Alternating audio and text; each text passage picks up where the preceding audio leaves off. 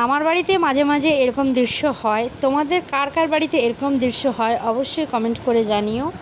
কী দৃশ্য হয় এতক্ষণ নিশ্চয়ই তোমরা বুঝতে পেরে গেছো। যারা বুঝতে পারোনি তাদেরকে জানাই, এই যে দেখতে পাচ্ছ বাপ বেটিকে, তারা দুজনে মিলে আজকে পুজোর দায়িত্ব নিয়েছে।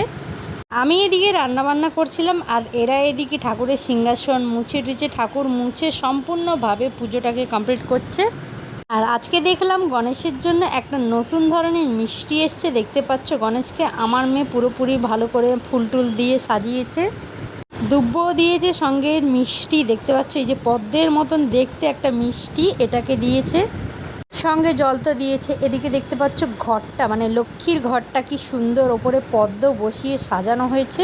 এই সমস্ত কাজ বাপ বেটি দুজনে মিলেই করেছে, আমি এদিকে যাইনি, এরা দুজনে মিলে সম্পূর্ণ করেছে। দেখতে পাচ্ছ